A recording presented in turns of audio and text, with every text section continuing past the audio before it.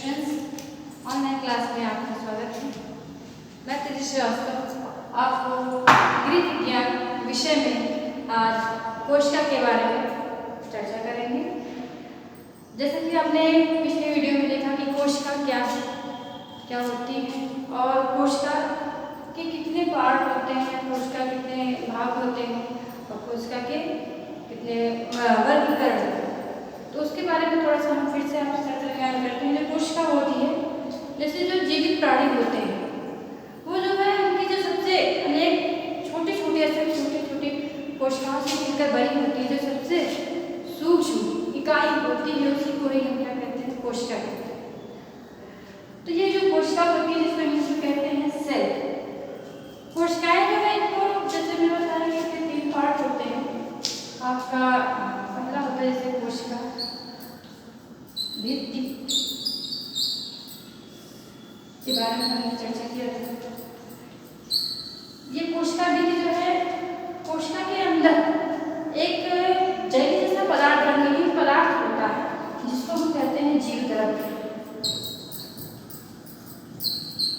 ये जीव द्रव्य भरा होता है। यही जीव द्रव्य जब बाहरी ऑक्सीजन या जो इसका बाहरी आवरण होता है वो हवा के संपर्क में आकर एक कड़ा पदार्थ बना लेता है। उसी कड़े पदार्थ को ही हम क्या कहते हैं, ये कोशिका भित्ति कहते हैं।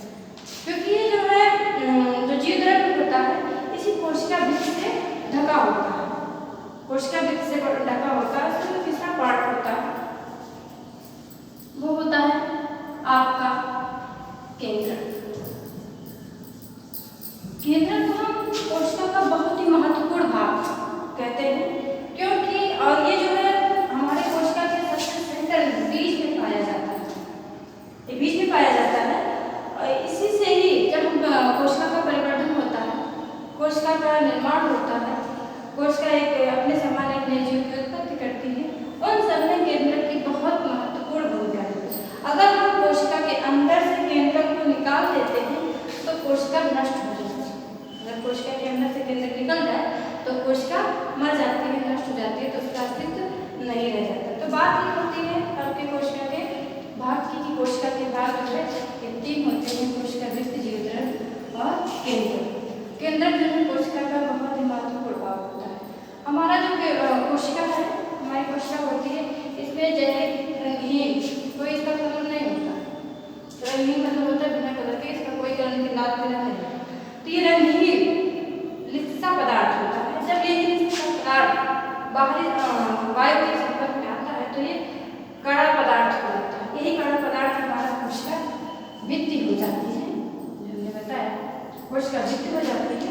और जो जली पदार्थ होता है उसी को हम कहते हैं जीव द्रव्य कहते हैं, जो बीच में सेंटर रखा जाता है हमारा हो जाता है केंद्र। तो इस तरीके से हुआ कोशिका के भाग के बारे में। कोशिका का हमने वर्गीकरण आपको बताया था कि कोशिका का वर्गीकरण जैसे अगर हम आकार के आधार पर, क्योंकि कोशिका का कोई निश्चित आकार नहीं होता कि वो गोल, क्योंकि ये कोशिकाएं गोल भी होती हैं, लंबी होती हैं, चपटी होती हैं, क्योंकि ये हमारे शरीर में पूरे शरीर में पाई जाती है। सब होती हैं कि कोई संख्या हम नहीं गिन सकते हैं।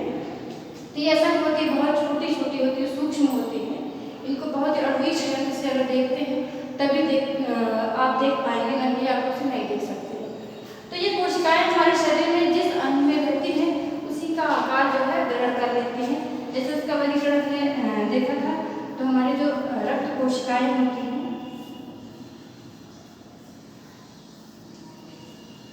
रक्त कोशिकाएं, इसका जो पहला वर्गीकरण है एक तरफ से देखते हैं। जो रक्त कोशिकाएं होती हैं ये गोल आकार की होती हैं, गोल आकार की होती है। ये 2 प्रकार की होती है। एक होती है श्वेत रक्त कोशिका और दूसरी होती है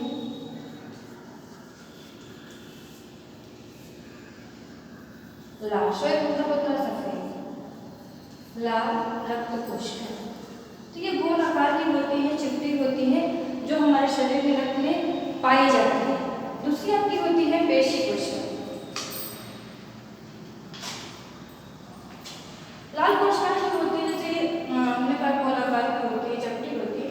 लाल जो कोशिकाएं होती भांति होती है, बीच में जो है ये चिपटी होती है। आगे आती है पेशी कोशिका। पेशी कोशिका वर्गीकरण तो आपने पढ़ा होगा, इसके बारे में चर्चा आगे कर रहे हैं। पेशी कोशिका जो होती है ये हमारे मांसपेशी में पाई जाती है। पेशी कोशिकाएं कुछ लंबी पतली होती हैं और ये भी दो प्रकार की होती हैं।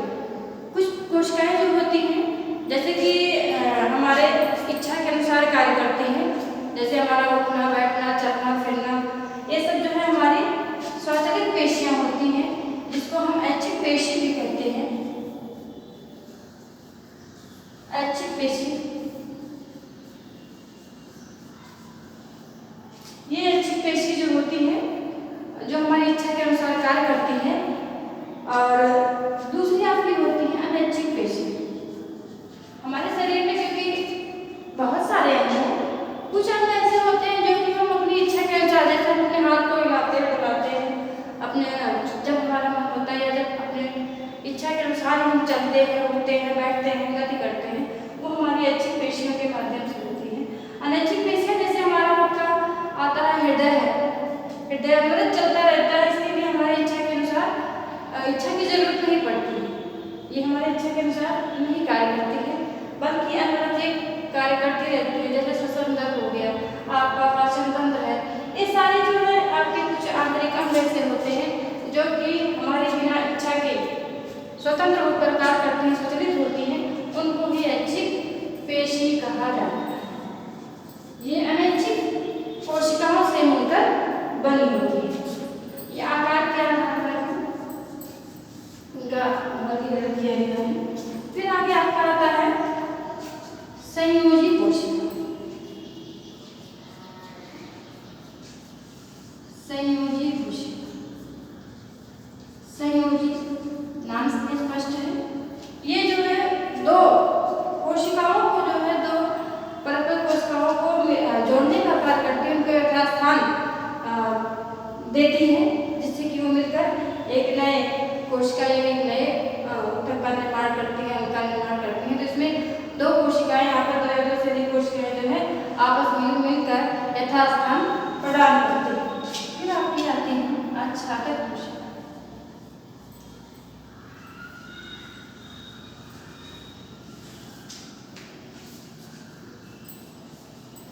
ये हमारे अच्छादक जो कोशिकाएं होती हैं, ये हमारे आंतरिक और बाह्य अंगों के ऊपर एक आवरण जैसे ढके रहते हैं। इन्हीं को हम क्या कहते हैं, अच्छादक कोशिकाएं कहते हैं। ये पतली झिल्ली के समान होती हैं, हमारे आंतरिक व बाह्य अंगों के ऊपर बाहरी त्वचा पर ये पाई जाती है। अब आपका आता है तंत्रिका कोशिका।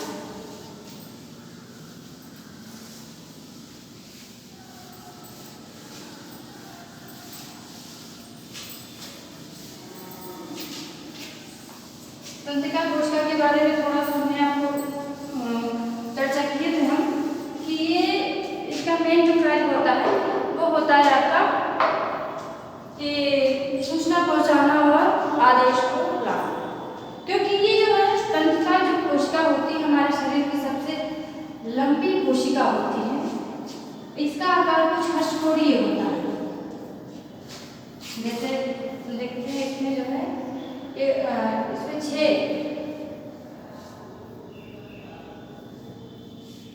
इस तरीके से मतलब 6 इसमें आकार होते हैं और एक लंबा सूत्र होता है। और इस तरीके से कहते हैं इसमें पतले पतले रेशे होते हैं, सूत्र निकले होते हैं। यही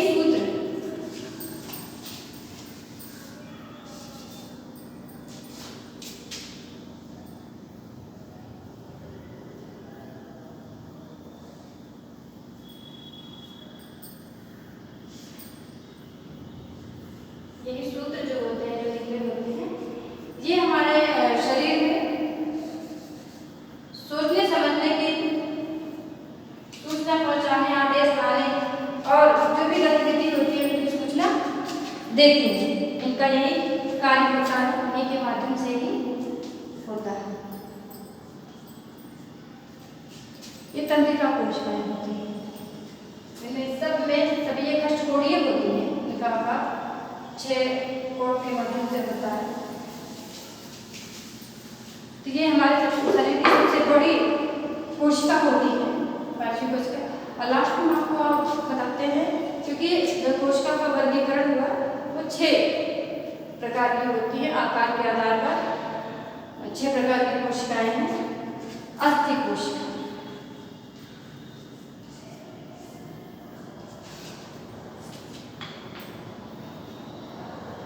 अस्थि कोशिका जो होती है छोटे, कुछ ये छोटे कांटा जैसे कांटे जैसे होते हैं। इसमें लंबी होती है, कुछ गोल होती है, पतले पतले इसमें कांटे जैसे संरचना होती है। तो ये जो अस्थि कोशिकाएं होती हैं ये हमारे अस्थियों को मजबूती प्रदान करती हैं और इसके मिलकर ये अस्थियों के बीच में फैलती अस्थियों को सुरक्षा करती हैं, उनको मजबूती प्रदान करती हैं, उनका निर्माण करती हैं। तो इस तरीके से हमारे कोशिका का वर्गीकरण हुआ। अब आगे हम चर्चा करते हैं कोशिका के गुण। कोशिका के क्या गुण होते हैं, क्या विशेषताएं होती हैं? कोशिका के गुण,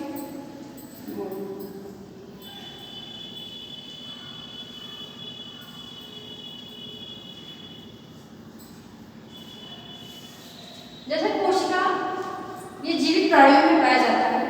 हमारा शरीर या एक जीवित प्राणी में जो गुण पाया जाता है वो सारे गुण हमारे कोशिका के अंदर पाए जाते हैं, क्योंकि कोशिका भी जीवित प्राणी होती है। ये एक सजीव प्राणी के समान इसकी संरचना होती है, इसके कार्य भी जो है ये जीवित प्राणी के समान होते हैं, इसलिए इसके गुण का कार्य लिख देते हैं। तो कोशिका के गुण का कार्य, सबसे पहले इसके जो गुण होते हैं, कार्य होते हैं, वो होता है परिवर्धन।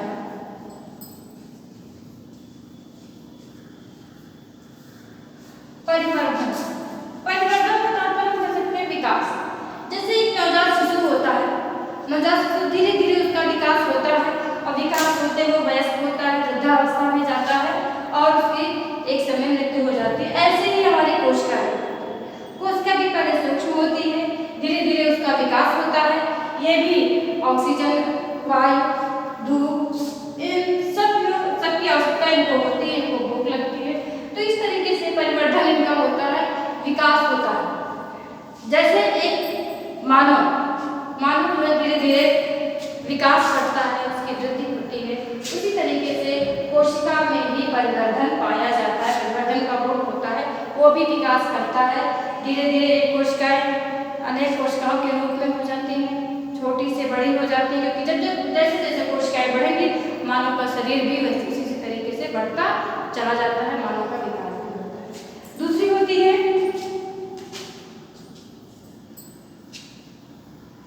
वृद्धि। परिवर्धन, विकास होता, अभी हमने कहा जैसे विकास, परिवर्धन का होता है विकास, और वृद्धि मतलब होती है इसकी आकार में बढ़ोतरी।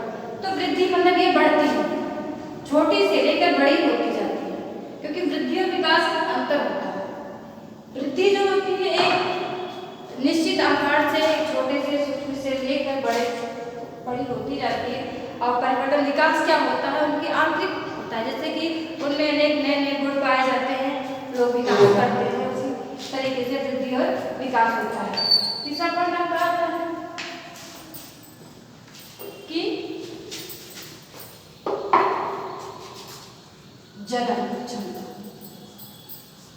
कोशिका जो है एक मानव की बात, जैसे एक जीवित प्राणी होता है वो अपने समान एक नए जीव का निर्माण करता है, ऐसे कोशिका भी होती है। कोशिका क्या करती है, कोशिका जो है अपने समान एक नए जीव का निर्माण भी करती है, क्योंकि इसमें परिवर्तन होता है, विकास भी होता है। जब कहीं पर हमारे शरीर में कहीं पर कोशिकाएं का ह्रास होता है, अर्थात कोशिका की कमी होती है, तो वहाँ पर एक नई जो कोशिका होती है अपने समान एक नए जीव की उत्पत्ति करके उस कोशिका के स्थान को ग्रहण करती है। उसी को कहते हैं कि जनन क्षमता उसके अंदर होती है। जैसे एक व्यक्ति के अंदर जब प्रजनन क्षमता होती है, वैसे ही कोशिका के अंदर भी जनन क्षमता होती है। फिर आगे आप में आते हैं, चौथा पार्ट आपका है श्वसन श्वसन क्रिया।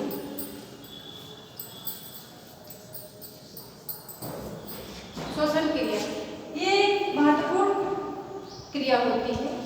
व्यक्ति जो है जैसे श्वास लेता है, ऑक्सीजन ग्रहण करता है, कार्बन डाइऑक्साइड गैस ग्रहण बाहर करता है, छोड़ता है, ऐसे ही कोशिका भी श्वसन करती है, अर्थात वह भी वायु को ग्रहण करती है और अपने अंदर के विकार को बाहर करती है, तो इसके अंदर श्वसन क्रिया भी होती है। अगला पॉइंट आपका होता है गतिशीलता।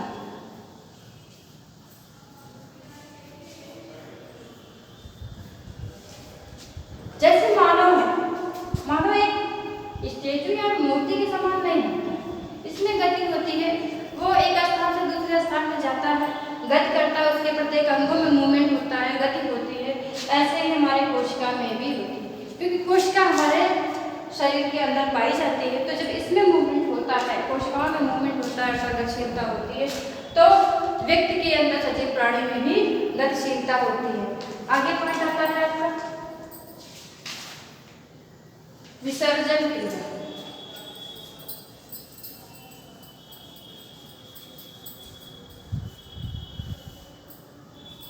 विसर्जन क्रिया कोशिका मानव की बात विसर्जन क्रिया भी करती है, अर्थात जो हमारे शरीर के अनावश्यक पदार्थ होते हैं, जैसे व्यक्ति अनावश्यक पदार्थों को बाहर निकालती है, ऐसे कोशिकाएं भी क्या करती हैं कि ये अगर इसके अंदर कोई विकार आता है तो ये अपने अंदर से विकार को बाहर निकालने का कार्य करती है, तो इसके अंदर भी विसर्जन क्रिया होती है। आगे आपका आता है भोजन ग्रहण।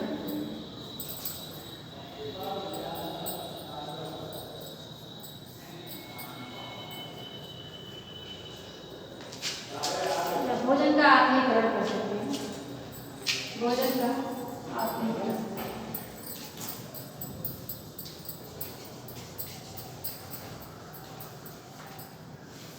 जैसे व्यक्ति को जब भूख लगती है तो वो भोजन ग्रहण करता है और भोजन धीरे धीरे हमारे शरीर में उसका पाचन होता है और ब्लड में जाकर वो हमारे शरीर को उसका विकास करता है, उनकी जो भी ज़रूरतें होती हैं उनको पूरा करता है। तो ये जो कोशिकाएं होती हैं उन्हीं रक्त से ही अपने लिए भोजन का निर्माण करते हैं, अर्थात भोजन को ग्रहण करती हैं, उनसे अपनी सुरक्षा करती हैं, अपना बचाव करती हैं। तो ये भोजन का आत्मीकरण करती हैं, अर्थात रक्त से ही अपने भोजन का निर्माण करती है, उन्हीं से ही अपनी आवश्यकताओं की पूर्ति करती है। और लास्ट इसका आता है जन्म और मरण। जैसे एक सजीव प्राणी अगर जन्म लेता है तो उसकी मृत्यु निश्चित होती है, ऐसे ही कोशिका का भी। कोशिकाएं ये नहीं कि एक ही अगर कोशिका है तो लगातार चलती रहती है, नहीं, जो एक नई कोशिका का निर्माण होता है तो उसकी मृत्यु भी होती है। वो जब उसकी मृत्यु होती है क्योंकि इसके पहले आपने देखा कि प्रजनन क्षमता उसके अंदर होती है, अर्थात अपने समान एक नए जीव की उत्पत्ति करती है, तो इनके अंदर ये जन्म भी लेती है, एक नए जीव की उत्पत्ति होती है, अर्थात नई कोशिका का निर्माण भी होता है।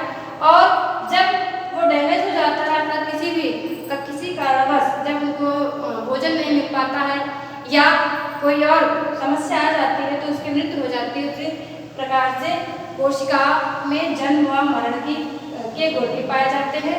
ये जन्म भी लेते हैं, उनकी मृत्यु भी होती है और हमारे शरीर में ये अपना स्थान बनाए रखते हैं। जहाँ पर कोशिका डैमेज होती है अपने समान एक नए जीव की उत्पत्ति करके उन स्थानों को ये ग्रहण करती है।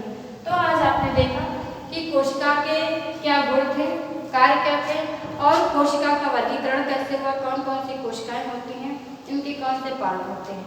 आगे आपको आगे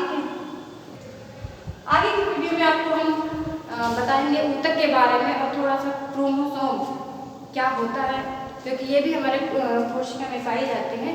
क्रोमोसोम और ऊतक के बारे में आगे चर्चा करेंगे।